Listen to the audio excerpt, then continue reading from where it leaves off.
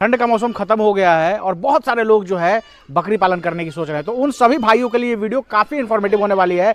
आज आप जानेंगे कि कम खर्च में कैसे आप बकरी पालन कर सकते हैं। आपके सामने कुछ ब्रीड दिख रही होंगी जिसमें आप देख रहे होंगे ब्लैक बंगाल की शानदार क्वालिटी की बकरियां, साथ ही बोर भी देख रहे हैं और उसके बाद बड़बड़ी भी देख रहे हैं। तो कौन सी बकरी आपके लिए सूटेबल है इस वीडियो में जान पाएंगे और साथ ही बकरी में भी रहकर कैसे कर सकते हैं इस वीडियो के माध्यम से आपको जानकारी मिलेगी। और जिनसे जानकारी मिलने वाली है उनके पास 1, 2, 3, 4, 5 नहीं पूरे 10 वर्षों का अनुभव है। तो काफी शानदार जानकारी जो भाई बकरी पालन करने की काफी इन्फॉर्मेटिव होने वाली है। तो चलिए दोस्तों देर न करते हुए वीडियो शुरू करते हैं। आपका जितने आपके व्यूअर हैं सभी का मेरे फार्म पे बहुत बहुत स्वागत है सर। तो काफी दिन के बाद आपसे मिलना हो रहा है और अभी मौसम भी जो है बकरी पालन का सबसे उपयुक्त मौसम अभी माना जाता है। तो सब उनके पास जो लोग बकरी पालन करने की सोच रहे हैं उनके पास क्या क्या साधन होना चाहिए? सर देखिए, इसमें बहुत ज़्यादा साधन की ज़रूरत नहीं है, बहुत ज़्यादा पैसा व्यय भी करने की ज़रूरत नहीं है। बकरी पालन एक ऐसा व्यवसाय है ना जो कहीं पर भी किया जा सकता है, कम से कम लागत में किया जा सकता है, छोटे से छोटे जगह में किया जा सकता है और कहीं भी किया जा सकता है। और सबसे बड़ी बात कि इसमें आमदनी एकदम नगद नारायण है सर। बिल्कुल जी सर। अभी जैसा कि हम अपने दर्शकों को भी बताया है शुरू में कि आज आपको वीडियो में जानकारी मिलेगी कम खर्च में कैसे आप बकरी पालन करें। तो इसी के बारे में बताइए, कम खर्च में लोग कैसे बकरी पालन करें?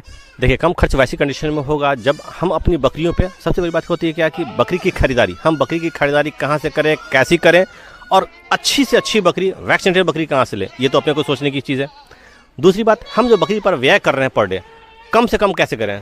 तो अभी जैसे आपने भी बोल ही दिया कि कम लागत में कैसे बकरी पालन करें, तो कैसे लोग बकरी 2025 में जो सोच किसान जिनके पास पूंजी कम है और वो चाहते हैं बकरी पालन करना, तो वो ब्लैक बंगाल से शुरू कर सकते हैं। ब्लैक बंगाल की अच्छी नस्ल जो संकर नस्ल कही जाती है वैसी न जिसमें लागत बहुत कम होती है, ना के बराबर लागत होती है, वहाँ से बकरी पालन शुरू कर सकते हैं सर वो। और शाहनवाज भाई, हम अभी तक जब भी आए तो देखते हैं आपके पास तो बहुत सारे आप जो बड़बड़ी का फार्मिंग कर रहे हैं, बहुत सारे बच्चे भी आपके पास रहते हैं और बोर्ड भी है, लेकिन पहली दफे हम देख रहे हैं इतनी शानदार क्वालिटी की ब्लैक बंगाल की बकरियां आपके पास। और सर बहुत सारे किसान हम लोग के यहाँ जो बर्बरी लेने आते हैं उनकी कुछ ऐसे ध्येय होती है कि कुछ पीस हमारे पास सर ब्लैक बंगाल भी दें, जिस तरह की आपने बर्बरी रख रखी है उसी तरह की हमारे पास ब्लैक बंगाल भी अच्छे किस्म की दें।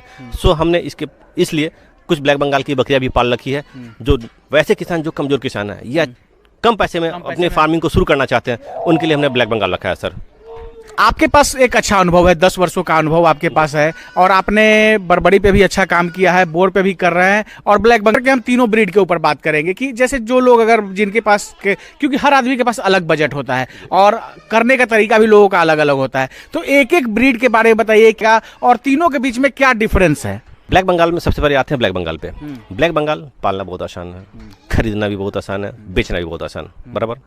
अब रही बात कमाई, ब्लैक बंगाल की कमाई एक साल में यूँ कहा जाता है 20 से 25 रुपया एक बकरी से हम कमा सकते हैं। ये तो ब्लैक बंगाल की। सेकंड में आते हैं बर्बरी पे।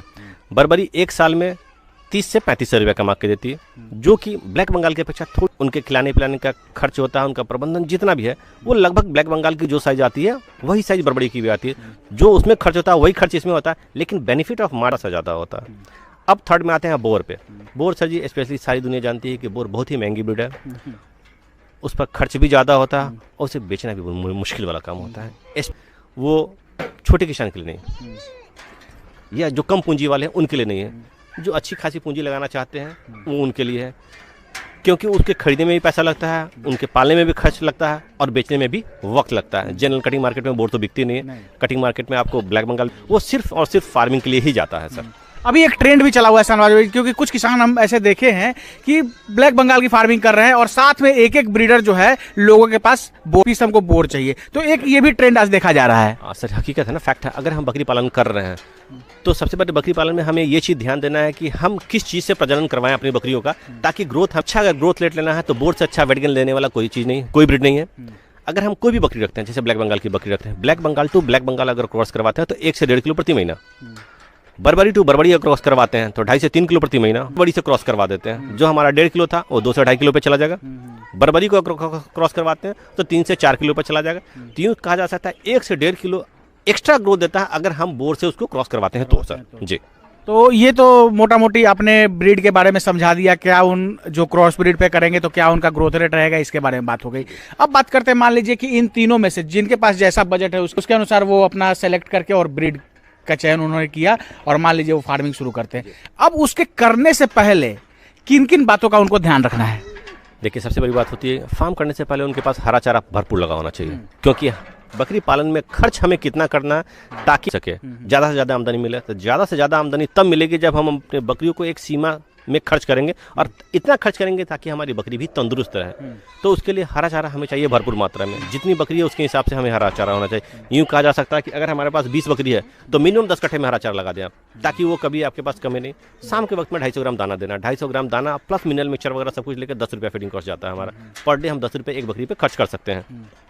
ये जैसे शाहनवाज भाई आप जैसे बता रहे हैं कि 10 रुपए जो खर्च आएगा, तो ये सब बकरियां तो एक ही तरह की खाएंगी कि या अलग अलग खिलाने पे भी खर्च आता है ब्रीड के हिसाब से? नहीं सॉरी सर, होता क्या है कि अगर आपको अच्छा ग्रोथ लेना है तो जाहिर सी बात है उसके ऊपर खर्च भी आपको अच्छी करनी पड़ेगी। हम जो ब्लैक बंगाल में खर्च करते हैं तो कहीं ना कहीं से 2-4-5 रुपया बर्बरी की अगर अच्छी वेट गेन लेना चाहते हैं 2-4-5 रुपया उसमें और अच्छा खर्च होगा। अगर बोर पाल रहे हैं 10 रुपये और एक्स्ट्रा आपको खर्च करना पड़ेगा। आप खर्च अपने जानवर पर जितना बेहतरीन करेंगे ना, जानवर उतना बेहतरीन बनेगा, आपको रेट भी उतनी अच्छी मिलेगी सर। बिल्कुल।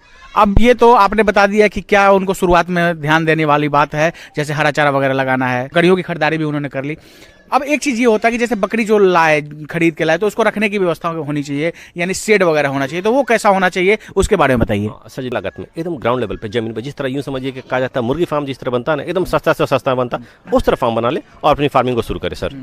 ऐसा नहीं है, क्योंकि आप ऐसा देख के आपको बहुत अच्छा लग रहा होगा शाहनवाज भाई का जो एक तरह से हाईटेक फार्म है, तो ऐसा फार्म आपको नहीं बनाना। शुरुआत में जो है कम खर्च में आप फार्म बना सकते हैं जहां आराम से बकरियां रहे, बरसात वगैरह से बच जाए, ठंड वगैरह से बच जाए, ऐसा बनाना है एक जुगाड़।